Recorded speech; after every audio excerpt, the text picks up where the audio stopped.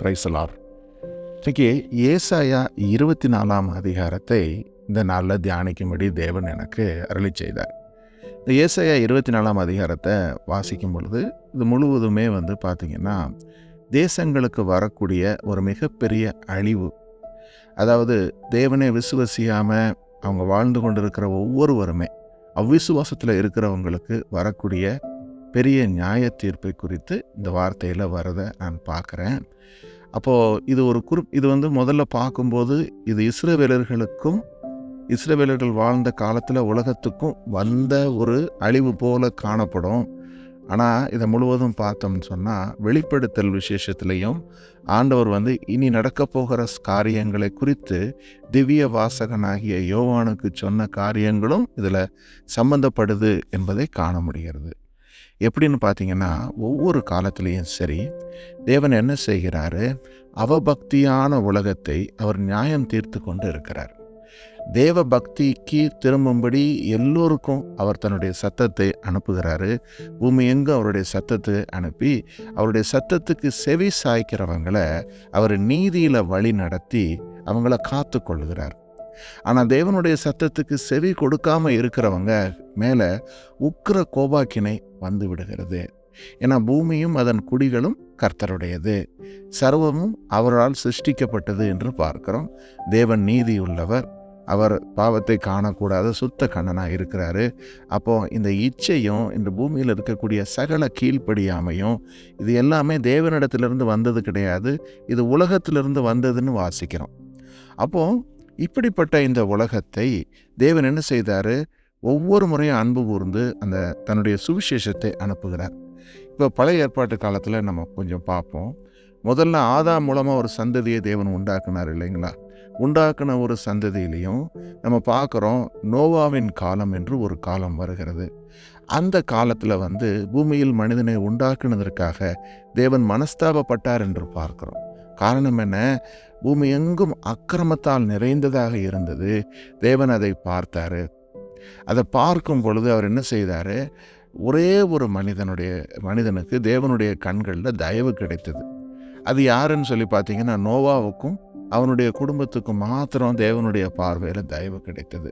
அப்போ உலகம் எங்கும் தேவனுக்கு விரோதமாக வாழ்வதற்கு தங்களை விற்று போட்டுட்டாங்க. ஆனால் ஒரு மனிதனுக்குள்ள மாத்திரம் இப்படிப்பட்ட செய்கைகள், அவனை மாத்திரம் தேவன் பேழையில் வைத்து காப்பாற்றினார். ஆனால் அவபக்தியான உலகத்தை அவர் அழித்து போட்டார். ஸோ இது ஒரு காரியம். அதுக்கு பிறகு நம்ம பார்க்குறோம் பூமி எங்கும் இந்த நோவாவின் சந்ததி பெறுகிறாங்க. காம், சேம், யாப்பேத்துன்னு சொல்லக்கூடிய நோவாவினுடைய 3 பிள்ளைகள். அந்த 3 பிள்ளைகளில் நம்ம பார்க்குறோம் இந்த காமின் சந்ததி அவங்கள்லேருந்து வந்தவங்களில் பின்பு வந்த வெவ்வேறு உலகத்தின் சந்ததிகளாக அவங்க மாறுறாங்க. அதே மாதிரி ஷேமும் யாப்பேத்தும். இப்போ இந்த 3 பேர்லேருந்து வந்த சந்ததி தான் உலகம் முழுவதும் இருக்கிறாங்க என்று பார்க்குறோம். அதில் ஆபிரகாம் என்கிற ஒரு மனிதன் தான் வேதத்தில் குறிப்பிடப்பட்ட ஒரு விசுவாசத்திற்குரிய மனிதனாக இருக்கிறான். பூமி எங்கும் மனிதர்கள் இருந்தாங்க, ஆனால் ஆபிரகாம் தான் விசுவாசத்தினால நீதிமான் ஆனார். இப்போ அவர் மூலமாக வந்த ஒரு சந்ததி, அது தேவனால் தெரிந்து கொள்ளப்பட்ட ஒரு சந்ததியாக இருந்தது. அதில் இருந்தது என்ன? 12 பேர். அந்த 12 பேர் மூலமாக வந்த 12 கோத்திரங்கள். இப்போ இந்த 12 கோத்திரங்கள் மட்டும்தான் தேவனுடைய பாத்திரமாக இருந்தார்கள் என்று வேதவசனம் சொல்லுது. அந்த 12 கோத்திரத்துக்கும் ஆண்டவராகிய இயேசு கிறிஸ்து தேவன் அந்த நாளில் என்ன செய்கிறாரு, அவங்கள எகிப்தின் அடிமைத்தனத்திலிருந்து அழைத்து வரும் பொழுது அவங்கள மேகத்தினுடைய ஞானஸ்தானம் கொடுத்து மோசேயின் மூலமாக தன்னுடைய நியாயப்பிரமாணத்தை கொடுத்து அதன் மூலமாய் அவர்கள் சத்தியத்தில் நடக்க வேண்டும் என்று சொல்லி அவர்களுக்கு சொன்னார். அந்த நாட்களில் தேவனுடைய வழிநடத்துதல் எப்படி இருந்தது? It's totally different. இன்றைக்கி இருக்கிற மாதிரி இல்லை. அன்னைக்கு அவங்க மாம்சத்தில் நுனித்தோலை விருத்த சேதனம் பண்ணணும், அநேக சடங்கு சம்பிரதாயங்களை கை கொள்ளணும், டேபர்நாக்கல் என்று சொல்லக்கூடிய தேவனுடைய ஆலயம் ஒன்று இருந்தது, இப்படியே உடன்படிக்கை பெட்டி ஒன்று இருந்தது. இப்படி அநேக காரியங்கள் அந்த நாளில் வித்தியாசமாக இருந்தது. அப்போது அப்படிப்பட்ட ஒரு காலகட்டத்திலையும் என்ன நடந்தது என்று பார்க்கிறோம். தேவனுடைய நியாயப்பிரமாணத்திற்கு கீழ்ப்படியாமல் அவர்கள் பாவம் செய்ததன் நிமித்தம் அந்த உடன்படிக்கை முறித்து போடப்பட்டது என்று பார்க்கிறோம். இந்த ஏசாயா 24 கூட அதுக்கான வார்த்தைகளை கவனிக்க முடியும். உடன்படிக்கை எப்படி முறிக்கப்பட்டது அப்படின்னு சொல்லி போடப்பட்டிருக்குது. சரி, அதுக்கு பிறகு நம்ம ஆண்டவராகிய இயேசு கிறிஸ்துவின் காலகட்டம். இப்போ ஆண்டவராகிய இயேசு கிறிஸ்து தேவனே தன்னுடைய ஒரே பேரான குமாரனை அந்த பூமிக்கு தருகிறாரு. உலகத்தின் மீது அன்பு கூர்ந்து, உலகத்தை நியாயம் தீர்க்கும்படி அல்ல, உலகத்தை அன்பு கூர்ந்து அதை மீட்டெடுத்து கொள்ளும்படியாகத்தான் இயேசு ஆண்டவர் வராரு. அப்படி அவர் வரும் பொழுது அவர் என்ன செய்கிறாரு? தேவனுடைய சத்திய பிரமாணமாகிய அவரது வேத வார்த்தைகளை நம்ம அறியும்படி நம்முடைய கண்களை திறக்கிறார். அப்போது இருந்து ஆரம்பிக்குது. யூதர்களுக்கு தான் முதல்ல அவர் போய் சுவிசேஷம் சொல்கிறார். அவர் சொல்லும் பொழுது யூதத்தில் இருந்தவங்களும் என்ன செஞ்சிட்டாங்க? உலகத்தாரை போல, உலகத்தாரு வேதத்தை அறியாதவங்க, ஆனால் தேவனுடைய பிள்ளைகளாகிய இஸ்ரவேலர்கள் என்ன பண்ணிட்டாங்க? தேவனுடைய வார்த்தையை பெற்றுக்கொண்டவங்க அதை சத்தியத்தின்படி அதை கை கொள்ளாமல் அதை ஒரு ரிலீஜனாக மாற்றிட்டாங்க இல்லையா? ஒரு ரிலீஜனாக மாற்றி யூத ரிலீஜன் என்று சொல்லக்கூடிய அங்கே ஜெப ஆலயங்கள் உண்டு, தேவாலயங்கள் உண்டு, ஆனால் கீழ்ப்படிதல் மாத்திரம் இல்லை. காரணம் என்ன? தேவனுடைய வசனத்தை கையில் வச்சிருக்கிறாங்க, ஆனால் அதுக்கு அவங்க கீழ்ப்படியலை. அவங்களா மனதில் என்னப்படி வாழ முடிவு செய்தாங்களோ அதுக்கு தகுந்த மாதிரி தேவனுடைய வேதத்தை அவங்க புரட்டி கொண்டாங்க. இப்படித்தான் அந்த நாட்களில் இருந்துச்சு. அப்போ ஏசப்பா உண்மையான வேத வசனத்தின் அர்த்தத்தை எல்லோருக்கும் எடுத்து சொன்னார். அது எல்லாருக்கும் எடுத்து சொல்லி பலத்தோடும் அற்புதத்தோடும் பெரிய அடையாளங்களோடும் தேவனுடைய கரம் அங்கே இருக்கிறத காண்பித்தார். பிசாசுகளின் ராஜ்யத்தை துரத்தினார். இவைகள் மூலமாக அவர் தேவனிடத்திலிருந்து வந்தவர் என்பதை தெளிவாக காண்பித்து கொடுத்தார். ஆனால் அவரை பெர்சிக்யூட் செய்தார்கள், அவரை கொலை செய்தார்கள். ஆனால் பின்பு பார்க்கிறோம் அது தேவனுடைய திட்டமாக இருந்தது. அதுக்கு பிறகு அப்போஸ்தலர்கள் மூலமாக உலகமெங்கும் இப்போ சுவிசேஷம் அறிவிக்கப்பட்டு கொண்டு வருகிறது. இப்போ முன்பு இஸ்ரவேலர்களுக்கு மட்டும் சுவிசேஷம் அறிவிக்கப்பட்டது இல்லையா? இப்போ பூமி எங்கும் சகல ஜாதிகளுக்கும் இந்த ராஜ்யத்தின் சுவிசேஷம் பிரசங்கிக்கப்பட்டு வருது. இப்போ யூதர் என்றும் இல்லை, கிரேக்கர் என்றும் இல்லை, எல்லோரும் இயேசு கிறிஸ்துவுக்குள் ஒன்றாக இருக்கிறன்ற வசனம் ஃபுல்ஃபில் ஆகுது. அப்போ முன்பு ஒரு குறிப்பிட்ட செக்டுக்கு மாத்திரம், இப்போ அப்படி இல்லை. இப்போ உலகமெங்கும் சுவிசேஷம் அறிவிக்கப்பட்ட பிறகு இயேசப்பா என்ன சொன்னார்? இந்த உலகத்துக்கு முடிவு வரும் என்று சொன்னார். அப்போ என்ன அர்த்தம்? நம்ம இப்போது அறிவிக்கப்பட்டு கூடிய அந்த சுவிசேஷமானது அது நிறைவை அடையும், எல்லோருக்கும் அறிவிக்கப்படும். அதற்கு பிறகு ஆண்டவராகிய இயேசு கிறிஸ்து வருவார். அப்போது இந்த பூமிக்கான ஒரு முடிவு உண்டாகும் என்பதாக. சரி, இந்த கான்டெக்ஸ்ட்டை நம்ம முதல்ல மனதில் வைத்ததுக்கு பிறகு இந்த ஏசாயாவை வாசித்தோம்னா அது நமக்கு நல்லா புரிந்து கொள்ள முடியும். சரி, இப்போ நம்ம வாசிக்க தொடங்கலாம். ஏசாயா 24ஆம் அதிகாரத்தில் முதல் வசனத்திலிருந்து, இதோ கர்த்தர் தேசத்தை வெறுமையும் பாழுமாக்கி அதை கவிழ்த்து அதன் குடிகளை சிதறடிப்பார். அப்பொழுது ஜனத்துக்கு எப்படியோ அப்படியே ஆசாரியனுக்கும், வேலைக்காரனுக்கு எப்படியோ அப்படியே எஜமானனுக்கும், வேலைக்காரிக்கு எப்படியோ அப்படியே எஜமானிக்கும், கெட்டவனுக்கு எப்படியோ அப்படியே விற்றவனுக்கும், கொண்டவனுக்கு எப்படியோ அப்படியே விற்றவனுக்கும், கடன் கொடுத்தவனுக்கு எப்படியோ அப்படியே கடன் வாங்கினவனுக்கும், வட்டி வாங்கினவனுக்கு எப்படியோ அப்படியே வட்டி கொடுத்தவனுக்கும் எல்லோருக்கும் சரியாக நடக்கும். தேசம் முழுவதும் கொள்ளையாகி முற்றிலும் வெறுமையாகும். இது கர்த்தர் சொன்ன வார்த்தை. தேசம் புலம்பி வாடும், பூமி சத்துவமற்று உலர்ந்து போகும். தேசத்து ஜனத்திலே உயர்ந்தவர்கள் தவிப்பார்கள். தேசம் தன் குடிகளின் மூலமாய் தீட்டுப்பட்டது. அவர்கள் நியாயப்பிரமாணங்களை மீறி கட்டளைகளை மாறுபாடாக்கி நித்திய உடன்படிக்கையை முறித்தார்கள். இதன் நிமித்தம் சாபம் தேசத்தை பட்சித்தது. அதன் குடிகள் தண்டிக்கப்பட்டார்கள். தேசத்தார் தகிக்கப்பட்டார்கள். சிலர் மாத்திரம் மீந்திருக்கிறார்கள். திராட்சை ரசம் துக்கம் கொண்டாடும், திராட்சை செடி வதங்கும். மனக்களிப்பாயிருந்தவர்கள் எல்லோரும் பெருமூச்சு விடுவார்கள். மேளங்களின் சந்தோஷம் ஓயும், களிகூறுகிறவர்களின் சந்தடி ஒளியும். வீணையின் களிப்பு நின்று போம். பாடலோடு திராட்சை ரசம் குடியார்கள். மதுபானம் அதை குடிக்கிறவர்களுக்கு கசக்கும். வெறுமையாய் போன நகரம் தகர்ந்து ஒருவரும் உள்ளே பிரவேசிக்க கூடாதபடி வீடுகளெல்லாம் அடைக்கப்பட்டு கிடக்கும். திராட்சை ரசத்துக்காக வீதிகளில் கூக்குரல் உண்டு. எல்லா சந்தோஷமும் மங்கி தேசத்தின் மகிழ்ச்சி அற்றுப்போம். நகரத்திலே மீதியாயிருப்பது அழிவே. வாசல்கள் இடிக்கப்பட்டு பாழாய் கிடக்கும். ஒலிவ மரத்தை உழுக்கும் போதும் திராட்சை பழத்தை அறுத்து தீரும் போதும் பின்பறிப்புக்கு கொஞ்சம் மீந்திருப்பது போல தேசத்துக்குள்ளும் இந்த ஜனங்களுக்கு நடுவிலும் கொஞ்சம் மீந்திருக்கும். ஆமேன். இப்போ முதல்ல வாசிக்கிற இந்த வசனங்களை கேட்கும்போது ரொம்ப கடினமாக இருக்கும். இப்படிப்பட்ட ஒரு கஷ்டமான ஒரு காலகட்டம் வரப்போகுது. ஏன்னா எப்படி ஒரு டெம்பிளில் இருக்கிற ஒரு ப்ரீஸ்ட், ஒரு ஆசாரியனுக்கு நடக்குதோ அதே மாதிரி தான் ஜனங்களுக்கும் நடக்கும். ஜனங்களுக்கு அதாவது என்னென்னா டிஃப்ரென்ஷியேஷனே இல்லைங்கிறாரு. தேவனுக்கு ஆசாரியன்னு ஒருத்தன் சொல்கிறான், அவனுக்கு அதான் நடக்கும். அதே மாதிரி வேலைக்காரனுக்கும் வேலைக்காரிக்கும், கடன் கொடுத்தவன் கடன் வாங்கினவன் எல்லாருக்கும், அதான் என்ன சொல்ல வர்றாருன்னா எல்லா மக்களுக்கும் எந்த விதமான வித்தியாசமும் இருக்காது. ஒன்று போல் எல்லோருக்கு மேலும் இந்த உபத்திரவம் வரப்போகுது. தேசம் முழுவதும் கொள்ளையாகும், வெறுமையாகும், புலம்பி வாடக்கூடிய ஒரு நிலைமை வரும். அதே மாதிரி சாபம் தேசத்தின் மீது வருகிறது. அதே மாதிரி இந்த மாதிரி காரியங்கள் வருகிறது சொல்கிறாரு. அதே மாதிரி இதெல்லாமே வரப்போகிற ஒரு கடினமான ஒரு காலகட்டத்தை குறிக்குது. தேவனுடைய நியாய தீர்ப்பு. இப்போது இந்த நியாய தீர்ப்பு வரக்கூடிய நாட்களில் இதெல்லாம் சம்பவிக்கும்னு சொல்லி கர்த்தர் சொல்கிறார். அதே நேரத்தில் இப்படி உலகமெங்கு இது சம்பவித்து கொண்டிருக்கிற நேரத்தில் என்ன நடக்குது பாருங்கள். ஒரு சிறு மக்கள் கூட்டம் மாத்திரம் மீந்திருக்கிறாங்க. அவங்க யாருன்னா, ஒலிவ மரத்தை உழுக்கும் போதும் திராட்சை பழங்களை அறுத்து தீரும் போதும் பின்பறிப்புக்கு கொஞ்சம் மீந்திருப்பது போல தேசத்துக்குள்ளும் இந்த ஜனங்களின் நடுவிலும் கொஞ்சம் மீந்திருக்கும்.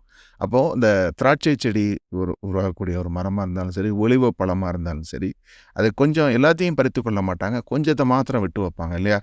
அது மாதிரி இந்த சம்பவங்கள் நடைபெறுகிற பொழுது பூமியில் கொஞ்சம் பேர் மீந்திருக்கிறாங்க. இவங்க யார்? கர்த்தரை உண்மையாய் பின்பற்றக்கூடிய மக்கள் என்பதை பார்க்கிறோம். அவர்கள் சத்தமிட்டு கம்பீரிப்பார்கள். கர்த்தருடைய மகத்துவத்தின் நிமித்தம் சமுத்திரத்தினின்று ஆர்ப்பரிப்பார்கள். ஆகையால் கர்த்தரை வெளுக்கும் திசையிலும் இஸ்ரவேலின் தேவனாகிய கர்த்தரின் நாமத்தை சமுத்திரத்தின் தீவுகளிலும் மகிமைப்படுத்துங்கள்.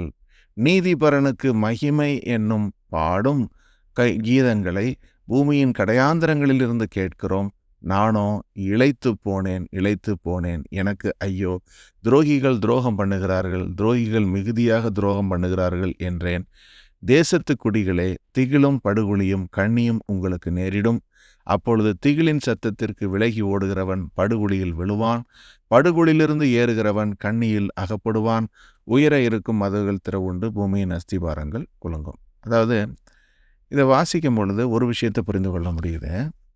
ஒரு சூப்பர் நேச்சுரலாக ஒரு டிவைன் இன்டர்வென்ஷன் மூலமாக கர்த்தர் யாரை காத்துக்கொள்ளுகிறாரோ அவங்க மாத்திரம்தான் அந்த நாட்களில் காக்கப்பட முடியும். ஹியூமன் இன்டெலிஜென்ஸ், ஹியூமன் வெல்த், அதாவது ஹியூமன் வே ஆஃப் ப்ரொடெக்ஷன் எதுவுமே அந்த நாளில் நிற்காது என்று சொல்லி பார்க்குறோம். ஸோ எந்த விதமான ஒரு சோஷியல் இது ஃபினான்ஷியல் டிஃப்ரென்சஸை வச்சோ வேறு எதை வச்சோ ஒரு காரியமும் இல்லை. அந்த நாட்களில் இந்த ஆபத்துகள் வரும்போது இந்த ரெமனன்ட் இருக்கிறாங்க இல்லையா, கர்த்தருக்கு கீழ்ப்படிந்து நடக்கிறவர்கள், அவர்கள் மாத்திரம் காக்கப்படுகிறார்கள் என்பது தான்.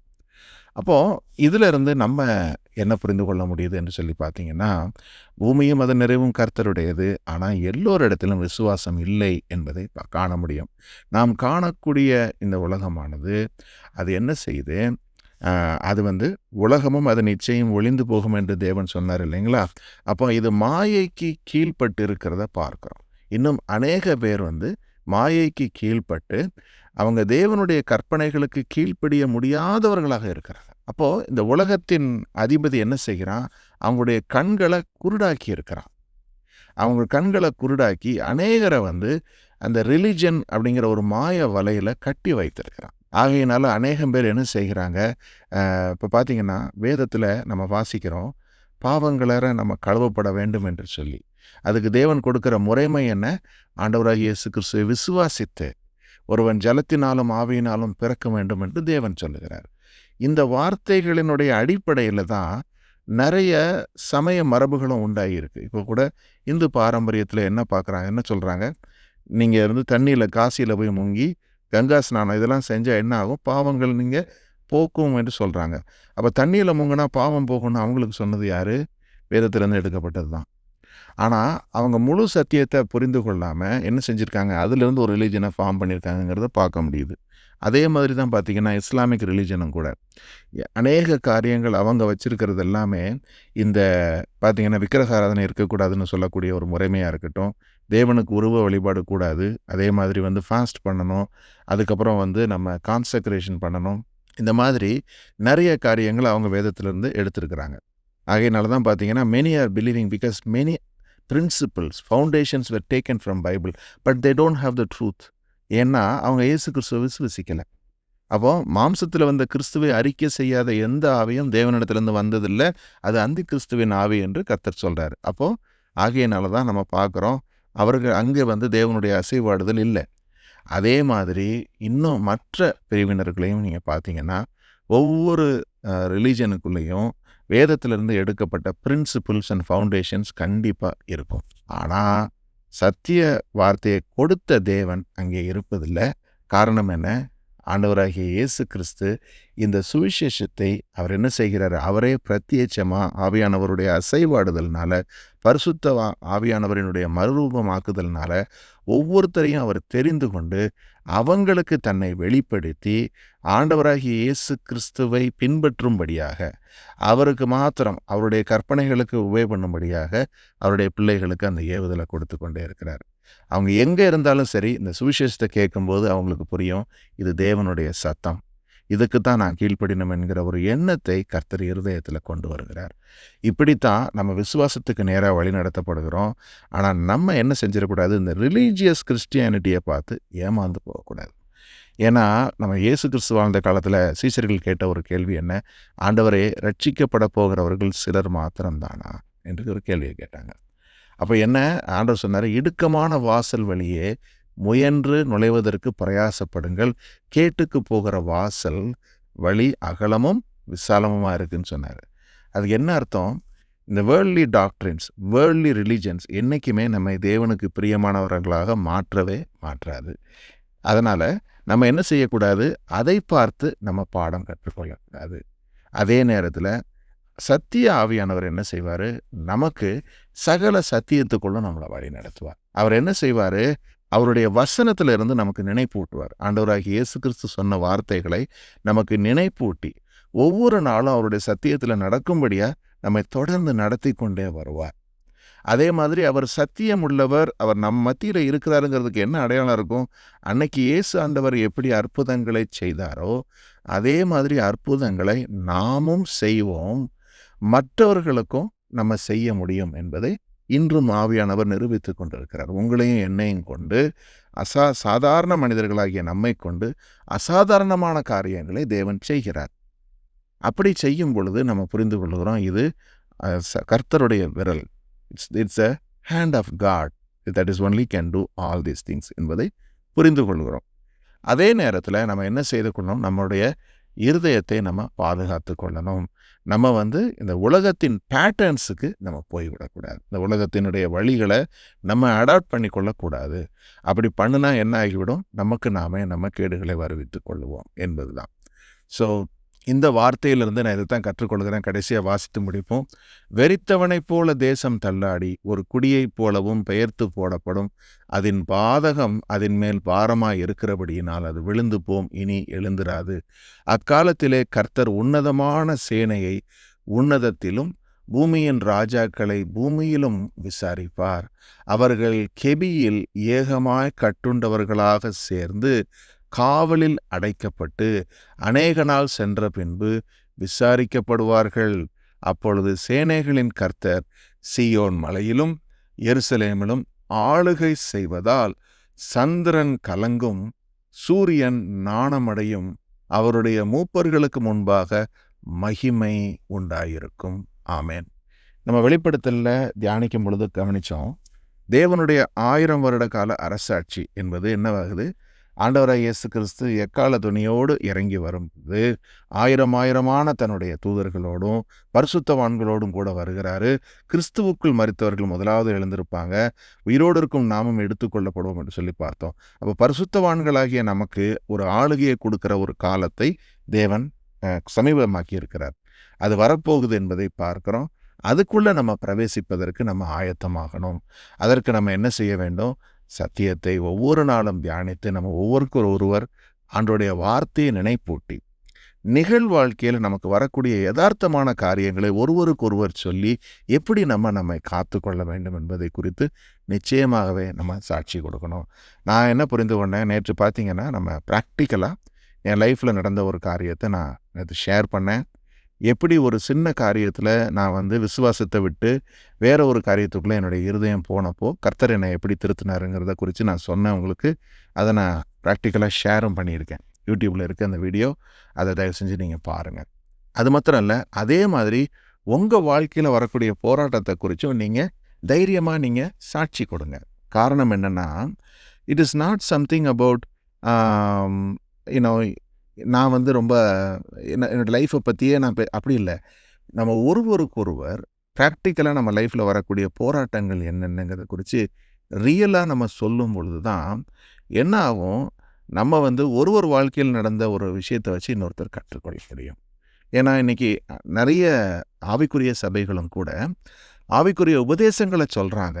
ஆனால் ப்ராக்டிக்கலாக வரக்கூடிய சேலஞ்சஸை பற்றி அநேகம் பேர் டிஸ்கஸ் பண்ணுறதில்ல. நம்ம நிச்சயமாக அதை கலந்து ஆலோசிக்கும் பொழுது தான் என்ன செய்ய முடியும்? We can be very real.